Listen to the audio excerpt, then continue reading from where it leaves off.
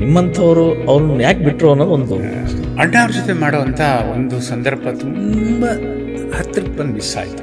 ಅದಕ್ಕೆ ನನ್ನ ಸಂಕೋಚ ಪ್ರವೃತ್ತಿ ಕಾರಣ ಇರಬಹುದು, ಅಥವಾ ಅಣ್ಣವ್ರ ಸುತ್ತ ಇದ್ದಂಥ ಭದ್ರವಾದ ಕೋಟೆ ಕಾರಣ ಇರಬಹುದು. ಸರ್, ಮಾತಾಡು ನನಗೆ ಆ ಸಿನಿಮಾ ವಿಷ್ಣುವರ್ಧನ್ ಸರ್ಗೆ ನೀವು ಕತೆ ಹೇಳ್ತೀರಿ. ಆ ಕತೆ ಬಗ್ಗೆ ವಿಷ್ಣು ಸರ್ ಚರ್ಚೆ ಏನಾರು ಮಾಡಿದ್ರು ನಿಮ್ಮ ಜೊತೆ ಅಂತ? ಸುದೀಪ್ ಎಂಟ್ರ ತಕ್ಷಣ ಅವ್ರಿಗೆ ವಿಷ್ಣು ಅವ್ರಿಗೆ ಆ ಪಾತ್ರ ನಾನು ಮಾಡಿದ್ರೆ ಹೇಗೆ ಅಂತ ರಬಲ್ ಪಾತ್ರ ಆಗ್ತಾ ಇತ್ತು ಅಂತ. ಸುದೀಪ್ ಸರ್ ಮಾಡಿದ್ದು ವಿಷ್ಣು ಸರ್ ಇದ್ದಾರೆ ಅನ್ನೋ ಕಾರಣಕ್ಕೆ ಕತೆಗಾಗಿ ಅಥವಾ ಚಂದ್ರಶೇಖರ್ ಸಿನಿಮಾ ಅಂತ ಎರಡೂ ಕಾರಣ ಇರಬಹುದು. ನನಗೂ ಅವ್ರಿಗೂ ಒಂದು ಸಿನಿಮಾ ಬೇಕು ಅನ್ನುವಂಥದ್ದು ಇತ್ತು. ನಾನು ಎಷ್ಟು ಚಿತ್ರಗಳು ನೋಡಿದ್ದೀನಿ, ಅದರಲ್ಲಿ ಮಾತಾಡಿ ಮಲ್ಲಿಗಿರಿ ನನ್ನ ಮಗನ ಪಾತ್ರ ತುಂಬ ಚೆನ್ನಾಗಿ ತುಂಬ ಚೆನ್ನಾಗಿ ಪಾತ್ರ ಮಾಡಿಸಿದ್ರಿ. ಅದು ನನಗೆ ದೊಡ್ಡ ಪ್ರಶಸ್ತಿ ಅದು ಅಲ್ವಾ. ಆಗಿನ ಕಾಲದಲ್ಲಿ ಒಂದಷ್ಟು ಸ್ಟಾರ್ಗಳು ಸಿನಿಮಾಗಳು ಮಾಡಿದ್ರಿ, ಈಗ ಹೊಸಬ್ರು ಸಿನಿಮಾಗಳು ಮಾಡಿದ್ರಿ, ಸ್ಟಾರ್ ಸಿನಿಮಾಗಳು ಮಾಡ್ತಾ ಬಂದ್ರಿ.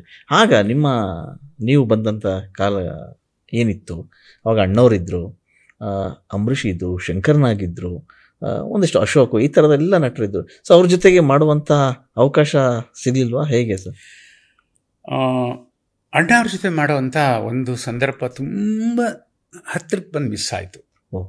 ತುಂಬ ಹತ್ತಿರಕ್ಕೆ ಬಂತು.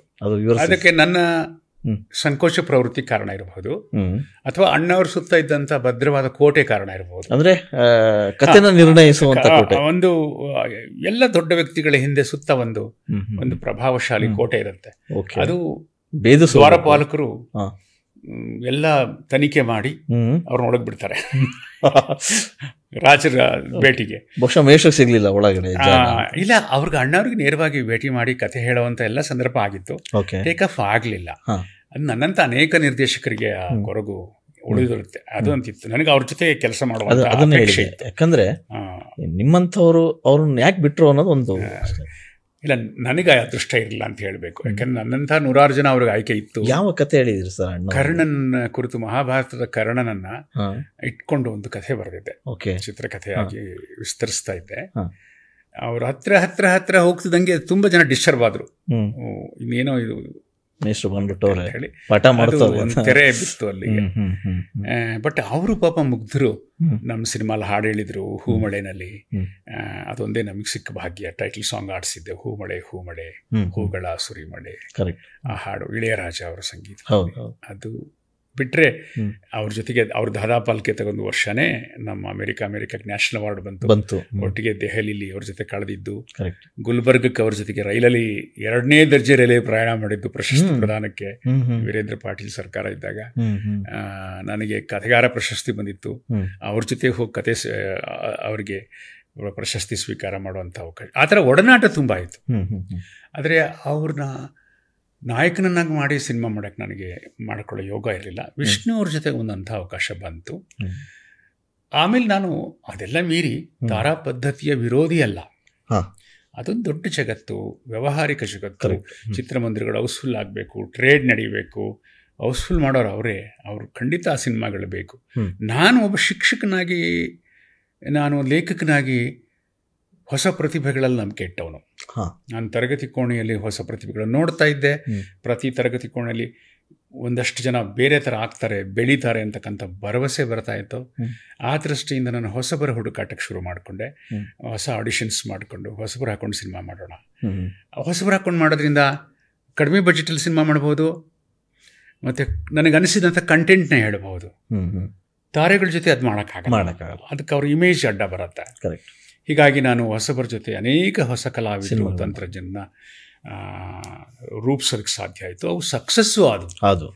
ಹಾಗಾಗಿ ಹೊಸ ಪ್ರತಿಭೆಗಳನ್ನು ತರೋದು ನನ್ನ ಜವಾಬ್ದಾರಿ ಮಾತ್ರ ಅಲ್ಲ, ಜನರ ಸಮ್ಮತಿ ಇದೆ ಅದಕ್ಕೆ ಅನ್ನೋವಂಥ ಒಂದು ಆತ್ಮವಿಶ್ವಾಸ ಬಂತು.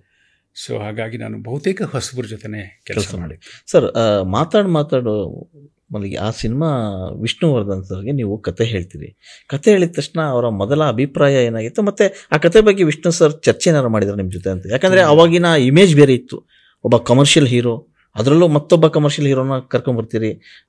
ಆ ಟೈಮಲ್ಲೇ ಒಂದು ಕ್ರಾಂತಿಕಾರಿಕ ಬದಲಾವಣೆ ಆ ಸಿನಿಮಾ ಮೂಲಕ ಆಗಬೇಕಿತ್ತು. ವಿಷ್ಣು ಅವರಿಗೆ 4 ವರ್ಷ ಸತತವಾಗಿ ಆ ಕಥೆಯ ಚರ್ಚೆ ನಡೀತು. ಅವ್ರಿಗೆ ನನ್ನ ಬಗ್ಗೆ ಹಿಂದಿನ ಚಿತ್ರ ಅಮೃತಧಾರೆ ನೋಡಿದ್ರು, ತುಂಬ ಇಷ್ಟಪಟ್ಟು ಒಂದು ಫಿಲ್ಮ್ ಮಾಡಬೇಕು ಅಂತ ಹೇಳಿದ್ರು. ಮುಂಚೆ ಕೊಟ್ರೇಶಿ ಕನಸಲ್ಲಿ ಒಂದು ಗೆಸ್ಟ್ ಅಪಿಯರೆನ್ಸ್ ಕೂಡ ಮಾಡಿದ್ರು, ಒಂದು ಗೌರವ ನಟರಾಗಿ. ಓಕೆ, ನಡೀತಾ ಇತ್ತು. ಈ ಮಧ್ಯೆ ನನ್ನ ಪ್ರೀತಿಯ ಶಿಷ್ಯ ಕೆ ಮಂಜು ನಿರ್ಮಾಪಕ, ಅವರವ್ರ ಶಿಷ್ಯ. ನಾನು ಮಂಜು, ವಿಷ್ಣು ಸರ್, ಆಗಾಗ ಅಂಬರೀಷ್ ಅವರು ಭೇಟಿ ಆಗ್ತಿದ್ರು. ವಿಷ್ಣು ಅಂಬರೀಷ್ ಅವರು ಒಂದು ಆತ್ಮ ಎರಡು ದೇಹ ಆ ಥರ ಇದ್ದವರು. ಅದು ನಾನು ಅತ್ಯಂತ ಹತ್ತಿರದಿಂದ ಕಣ್ಣಾರೆ ನೋಡಿದ್ದೇನೆ. ವಿಷ್ಣು ಅವರಿಗೆ ಕಥೆ ವಿಷಯದಲ್ಲಿ ಒಂದು ಸಣ್ಣ ಅನುಮಾನ ಇತ್ತು. ಏನಂದ್ರೆ, ನಾಯಕ ಅಹಿಂಸೆಯ ಪ್ರತೀಕ, ಗಾಂಧಿವಾದಿ. ಅವ್ರು ಆಗೆಲ್ಲ ಬಳೆ ಹೊಡೆದಾಟ ಇಲ್ಲ, ಆ ಥರದ ಪಾತ್ರಗಳು, ವಿಷಲ್ಲು, ಚಪ್ಪಾಳೆ, ಆ ಥರದ ರುಚಿ ನೋಡಿದಂಥವ್ರು. ನಾನು ಹೇಳಿದೆ, ಇಲ್ಲ, ಏನು ಮಿಸ್ಟ್ರಿ ಕ್ಲೈಮ್ಯಾಕ್ಸ್ ಅಲ್ಲಿ ಅವನು ಉಪವಾಸ ಕೂತ್ಕೊಂಡ್ಬಿಡ್ತಾನೆ, ಓಯ್ಯ ನಾನು ಎದ್ದು 4 ಜನಕ್ಕೆ ಹೊಡಿಬೇಕಲ್ವಾ, ಅದು ಎಕ್ಸ್ಪೆಕ್ಟ್ ಮಾಡ್ತಾರಲ್ವಾ ಜನ. ಇಲ್ಲ, ಅದೇ ಸಿನಿಮಾ ಕಥೆ. ಗಾಂಧಿ ಬ್ರಿಟಿಷರ ವಿರುದ್ಧ ಹೊಡೆದಾಡ್ಲಿಲ್ಲ ಫಿಸಿಕಲಿ, ಆದ್ರೆ ಅವ್ರ ಹೋರಾಟ, ಅಹಿಂಸೆಯ ಹೋರಾಟ ಇವತ್ತು ಜಗತ್ತಿನ ಚರಿತ್ರೆ. ಯಾರು ಬಂದರೂ ಅಳಿಸೋಕ್ಕಾಗಲ್ಲ ಅದನ್ನ, ಯಾರು ಬಂದರೂ ಅಳಿಸೋಕ್ಕಾಗಲ್ಲ. ಯಾಕೆಂದ್ರೆ ಸತ್ಯ ಮತ್ತು ಅಹಿಂಸೆ ಅನ್ನುವಂಥದ್ದು 2 ಪ್ರಬಲ ಅಸ್ತ್ರಗಳನ್ನು ಮುದುಕ ಇಟ್ಕೊಂಡು ಎಷ್ಟು ಜಗತ್ತಿಗೆ ದೊಡ್ಡ ಮಾದರಿ ಕೊಟ್ಬಿಟ್ರು. ಹೌದು, ಗನ್ನಿಗೆ ಗನ್ನು, ಹಿಂಸೆಗೆ ಹಿಂಸೆ ಅನ್ನುವಂಥ ಈ ಪ್ರಪಂಚ, ಅದ್ರ ಮಧ್ಯೆ ಒಂದು ಗಾಂಧಿ ಅವತರಿಸ್ಬಿಟ್ರಲ್ಲ, ಅದು ನೀವು. ಆಮೇಲೆ ನೀವು ಶುಭ್ರ ಬಿಳಿ ಶ್ವೇತ ವಸ್ತ್ರ, ಸರಳ, ಇದನ್ನ ಕನ್ವಿನ್ಸ್ ಮಾಡಬೇಕಾದ್ರೆ ಅವ್ರಿಗೆ ಅನೇಕ ಪುಸ್ತಕಗಳು ಕೊಟ್ಟು, ನಂಜುಂಡಸ್ವಾಮಿ ಅಂತ ಇದ್ರು, ಹೋರಾಟಗಾರರಿದ್ರು, ರೈತ ಹೋರಾಟ ಅಂತ ಇದ್ರು. ರೈತ ಹೋರಾಟ, ಹಳ್ಳಿಗಳು ಡಿಸ್ಪ್ಲೇಸ್ ಆಗ್ತಿದೆ, ನಗರಕ್ಕೆ ಜನ ಬರ್ತಿದ್ದಾರೆ, ಹಳ್ಳಿಗಳು ನರಕ ಆಗ್ತಿದೆ, ಗಣಿಗಾರಿಕೆ ನಡೀತಿದೆ, ಮೋಸ ನಡೀತಿದೆ. ಇದನ್ನು ಅವ್ರಿಗೆ, ನಾನು ಅವ್ರನ್ನ ಅವೇರ್ನೆಸ್ ಕ್ರಿಯೇಟ್ ಮಾಡಿದೆ ಅಂತ ಹೇಳಿದರೆ ಅಹಂಕಾರ ಆಗುತ್ತೆ. ಬಟ್ ಕಥೆಯ ಹೂರಣವನ್ನು ನಾನು ಅವ್ರಿಗೆ ಹೇಳ್ತಾ ಹೋದೆ. ಸರ್, ಒಬ್ಬ ಮನುಷ್ಯ ಗನ್ ತಗೊಂಡು ಓಡಾಡೋದೆ ಹೋರಾಟ ಅಲ್ಲ ಸರ್. ನಿಜವಾದ ಹೋರಾಟ ಮನಸ್ಸಿನ ಒಳಗೆ ನಡೆಯುತ್ತೆ. ನಮ್ಮ ಆಂತರ್ಯದ ಹೋರಾಟವೇ ದೊಡ್ಡದು. ಇದನ್ನು ಕನ್ವಿನ್ಸ್ ಮಾಡಿ ಮಾಡಿ ಮಾಡಿ ಮಂಜು, ನೀವಿಬ್ಬರು ಒಪ್ಪಿಗೆ ಆದ್ರೆ ನಂದೇನಿಲ್ಲ. ಅವ್ನು ನನ್ನ ವಿಷಯದಲ್ಲಿ, ಕ್ರಿಯೇಟಿವ್ ವಿಷಯದಲ್ಲಿ ಪಾಪ ಮಂಜು ಒಂದಿನ ತೊಂದರೆ ಕೊಟ್ಟಿಲ್ಲ, ತಲೆ ಹಾಕಿಲ್ಲ. ನನ್ನ ಬಗ್ಗೆ ಅಪಾರವಾದಂಥ ಪ್ರೀತಿ, ಗುರುಗಳನ್ನ ಭಕ್ತಿ. ಆದರೆ ಅದನ್ನು ದುರುಪಯೋಗ ಮಾಡ್ಕೋಬಾರ್ದು ಅನ್ನೋ ಎಚ್ಚರ ನನಗಿತ್ತು. ಸುದೀಪ್ ಎಂಟ್ರಾದ ತಕ್ಷಣ ಅವ್ರಿಗೆ, ವಿಷ್ಣು ಅವ್ರಿಗೆ, ಆ ಪಾತ್ರ ನಾನು ಮಾಡಿದ್ರೆ ಹೇಗೆ ಅಂತ ರೆಬೆಲ್ ಪಾತ್ರ ಆಗ್ತಾ ಇತ್ತು ಅಂತ.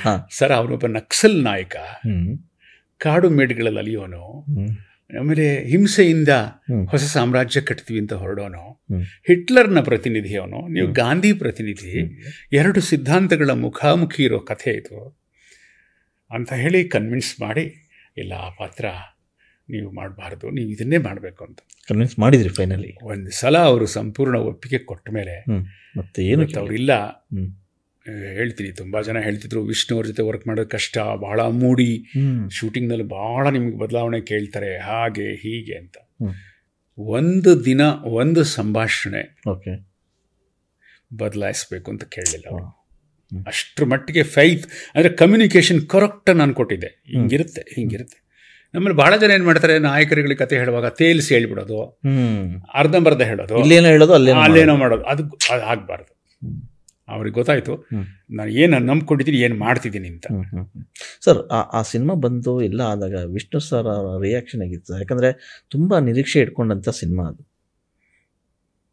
ಏನು ಚರ್ಚೆ ಮಾಡಿದ್ರು ಆಮೇಲೆ ಆಫ್ಟರ್ ದಟ್ ಸಿನಿಮಾ ಬಂದ ಮೇಲೆ ಆ ರಿಯಾಕ್ಷನ್ಸು, ಆ ಸಿನಿಮಾದ ಒಟ್ಟಾರೆ ವ್ಯವಹಾರ ವಹಿವಾಟು ಎಲ್ಲ ಕೇಳಿದಾಗ? ಸಿನಿಮಾ ಏನಾಗಿದೆ ಅಂದರೆ, ರೈತರ ಸಮಸ್ಯೆ, ಹಳ್ಳಿಗಳ ಸಮಸ್ಯೆ, ಇಂಥ ಸಿನಿಮಾಗಳನ್ನು ಅದಕ್ಕೆ ಲೆಸ್